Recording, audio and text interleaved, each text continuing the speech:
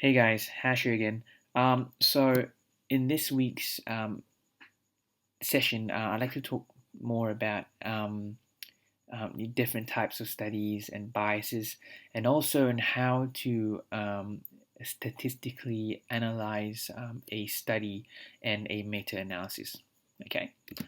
The most simple part type of study that you have is the observational study, where investigators would just observe and let the disease run its course. Okay, and the most simplest type of that is a cross-sectional study, followed by a case control study where you know the outcome and then you trace back, and it tends to be a retrospective type of study, and you look at the different type of exposure. Whereas a cohort study is where you have two different groups with two different exposures, and usually through a prospective type of study, after a few years or after a certain duration of time, you determine its different outcomes.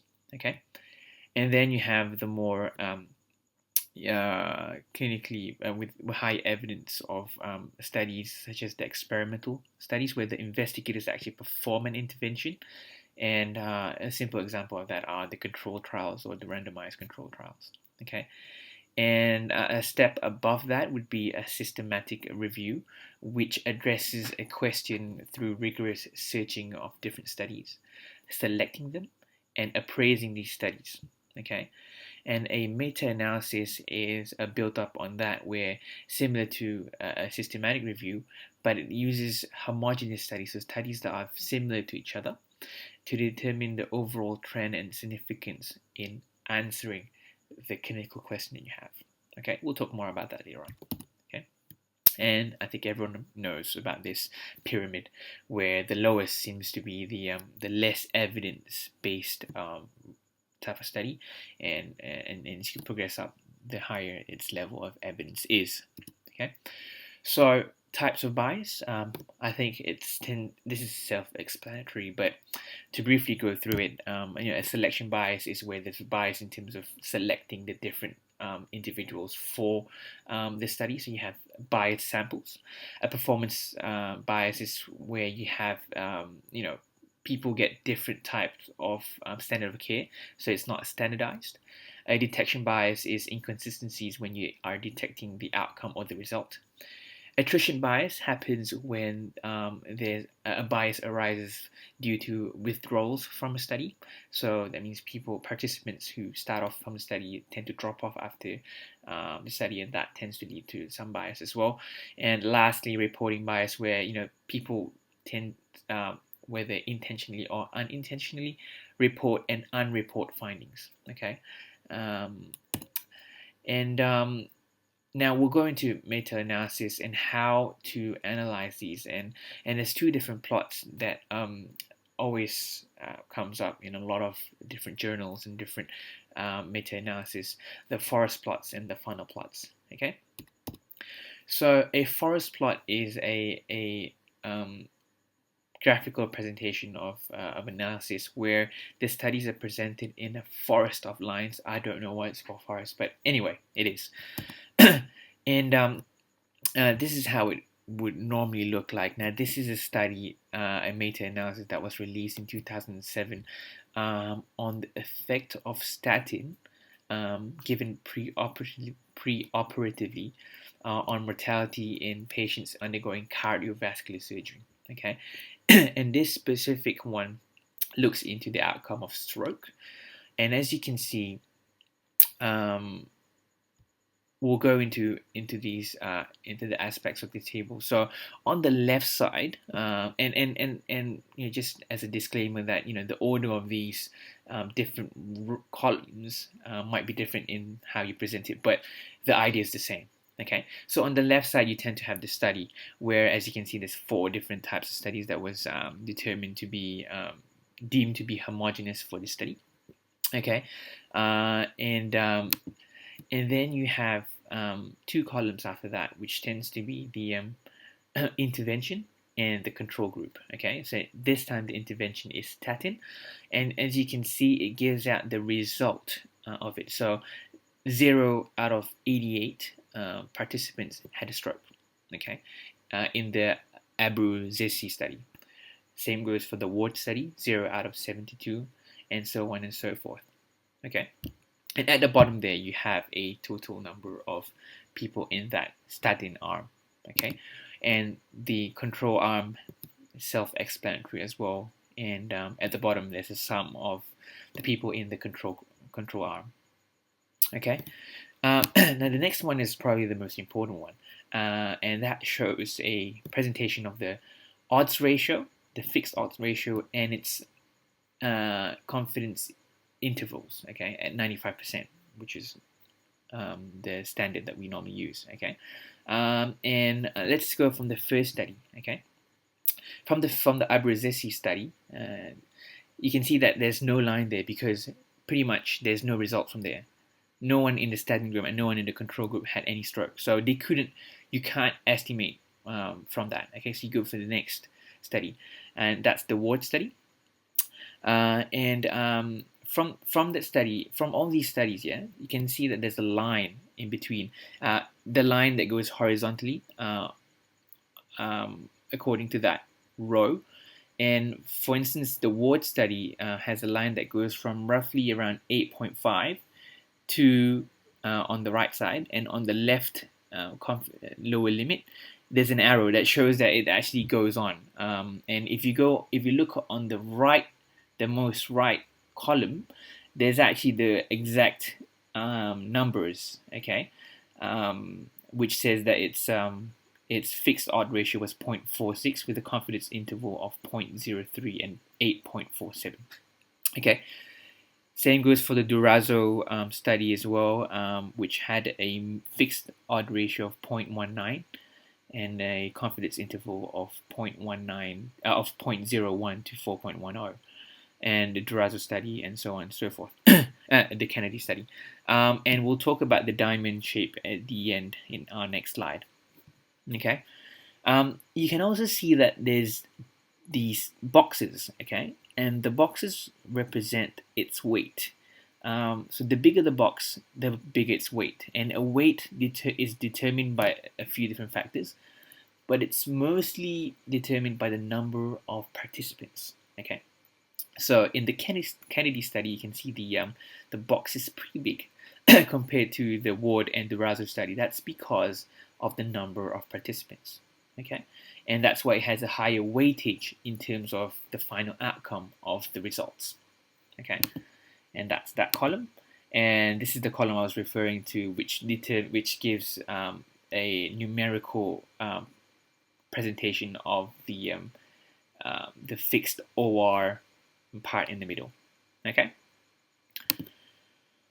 All right. So to go on to the two other things that I like to talk about in terms of the forest plot is the line of effect, and that's of no effect. Sorry, and that's that. If you remember the earlier presentation I had last week about odds ratio, an odds ratio of 1 shows there's no difference in effect of treatment and the control group. Okay, and that's your line of no effect. So ideally, if you want to show a study, if you want to prove that the study has an effect, you want its fixed odd ratio to be less than that. Okay, and its confidence interval as well. Okay, so the left-hand side of the odds ratio of 1 favors the intervention, whereas if it's on the right-hand side, which is more than 1, it means it favors the control. So that means there's no difference. Okay, and the diamond pretty much shows two things. One is that the middle part of the diamond is the fixed odd ratio, and the two ends of the diamond horizontally are the fixed odd ratio intervals at 95%. So that means for instance, in this study, yeah, its upper limit of its odds ratio at 95% confidence interval is 0.93. So what that means is you're pretty much certain at a 95%. At 95%, you're pretty confident that this test favors intervention because it is actually on the left side of the line of no effect. Whereas, for instance, for example, if if this study had the same odds ratio of 0.56 with a lower interval of 0.34, but a higher interval of, let's say, 1.6, you can probably say that this result, it's not as statistically significant because it also it is also crossing the line of no effect. Okay, hope that makes sense. Next, we'll talk about a funnel plot. And the main function of a funnel plot is to determine any publication bias. Now, a publication bias is a type of a reporting bias where the study is accepted due to its strength of the study of the findings. Okay, so it means positive findings tend to be accepted more than negative findings, and unfortunately, that happens a lot in the real world. And to show there's an absence of bias, the graph would be symmetrical and it resembles a funnel, which is why it's called a funnel plot. And I'll tell you more about this in a bit. Okay, this is a simple study that showed, for instance, let's go into the Easterbrook study in 1991, which showed that results, there's three arms there. There's the results, studies that are statistically significant. Then there's studies that are statistically non-significant but had trends. And the last arm is the no difference, studies that showed no difference. Okay, and on the y-axis is a number of studies that are reported, okay, or published. And as you can see, that the studies that are statistically significant had a lot more publications compared to the others. Okay, and this is the percentage of so about 85%. Okay, of the statistically significant studies were published, compared to the no difference arm, which had roughly about, say, 55% that were published. Okay, and the trend continues in all the other studies that were done as well, which show that results that are significant tend to be published more than results that are non-significant. Okay, so this is a publication bias. Okay, and what it does is a funnel plot plots all these scattered results, okay, based on the effect size, which is the x-axis, and that tends to be the log odds ratio, and versus the study size. Okay, and as you can see, the most on the left hand side it says the standard error, which tends to be the most common type of funnel plot, and there's 4 different common types of funnel plots, which I'll talk about in a bit. But you must just remember that standard of error is the most acceptable one. Okay, and it's pretty much an eyeball test. Okay, where there's look at the 2 graphs that I give you as an example. So on the left side, you can see that the funnel plot seems to be quite symmetrical and quite spaced out, and compared to the right hand side, where it seems to be less symmetrical. You have results everywhere, and it doesn't seem to follow the funnel plot. Okay. Okay, and these are different types of funnel plots that you have, and just remember that the standard of error seems to be the most commonly used and commonly accepted. And you have the sampling variance, inverse standard error, and inverse sampling invariance as well. Okay, now, so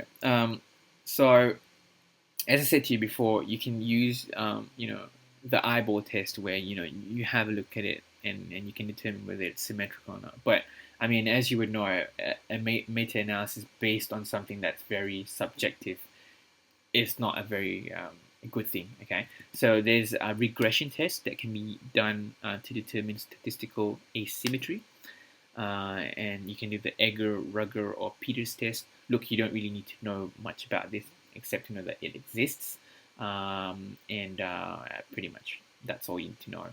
Okay. And lastly, I'd like to talk about heterogeneity. Now, What it means is that it's the differences between the results of the studies are not due to chance. Okay, so when, as I said, if you go back, trace back on this earlier part of this presentation, you want studies that are homogeneous. Okay, studies that are pretty much as similar in terms of criteria as you can get. Okay, and there's two types of heterogeneity. Okay, there's the clinical part, which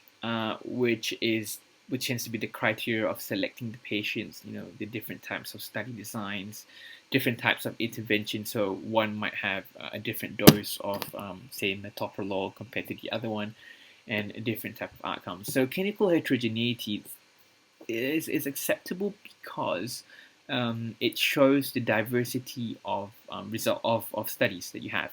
Okay. Now, what I'm interested to talk about today is the statistical heterogeneity.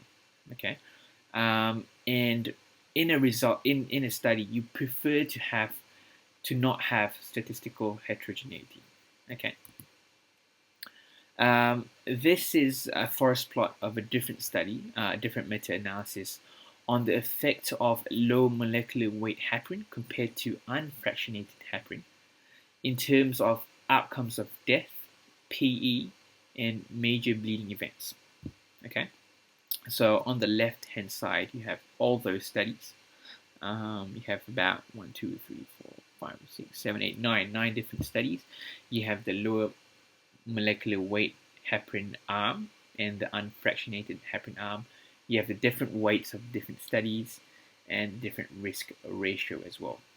Now, from eyeballing this, it's on eyeballing this, you could say that there might be some heterogeneity where the results doesn't seem to follow a specific trend. As you can see, the second study, the Herrenberg study, and the fourth study, the Herrenberg study as well, one in 1990 and the other in 1996, had different types of risk ratio compared to the other studies. So you can probably say, eyeballing it, there's there is some heterogeneity there. But I mean, as I said to you before, the eyeball test is never good. Okay, so to determine this statistically, you do the chi-square test. And that's the formula, which you don't really need to know because you tend to just key in all this result, and the computer just churns out the result. Okay, and the chi-square test only, it's important to know that it only determines the presence of heterogeneity. Okay, it only shows that it's present. Okay, there's two other things that you need to know about in terms of doing a chi-square test, which is the degrees of freedom, and that's denoted as n minus 1. So n is the number of studies with results. Okay, so in our studies, in the earlier study, there were 9 studies. So the degrees of freedom would be 8 because that's 9 minus 1 equals 8. Okay, and then from the chi-square test, you get a p-value. Okay, so remember, a statistically significant study would be less than 0.05. Okay, in chi-square test, it's the opposite. You want, instead of 0.05, you have 0.10. And I'll tell. Okay. Sorry about that. I can't charge. Okay. Give me a second.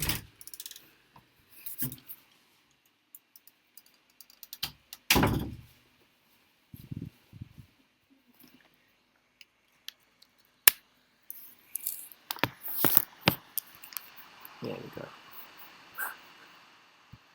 Okay, sorry about that. Okay, so the p-value, we use a cutoff point of 0.10 instead of 0.05, because studies that we use tend to be low in number, so there tends to be higher. It tends to overestimate heterogeneity, so you tend to use a higher p-value, okay, 0.10, and instead of 0.05. Okay, so studies that are less than 0.10, you can say that the study is heterogeneous. Okay, so you want ideally you want a p-value of higher than 0.10. Okay, so going back to the same forest plot, we can see that the chi-square has a p-value of 0.22. So that's above 0.10, and that shows that clinically, that statistically, this is not a heterogeneous study. Okay, and that's good. But it only tells you whether it's good or not. It doesn't tell you to what extent is the level of heterogeneity, and that is where this comes along, the I-squared value. Okay, and the I-squared value quantifies the heterogeneity, and as a rule of thumb, a result of 0 to 25% shows low heterogeneity, which is good. A result of 50% shows moderate heterogeneity, and 35% shows high heterogeneity. Okay, so going back to that test, that shows that its I-squared test value is 25%, which showed that it has a low value of heterogeneity, which is good. Okay. And I think that's pretty much it from my presentation. Thank you, and I hope it's useful for you guys. Okay, see ya. Bye.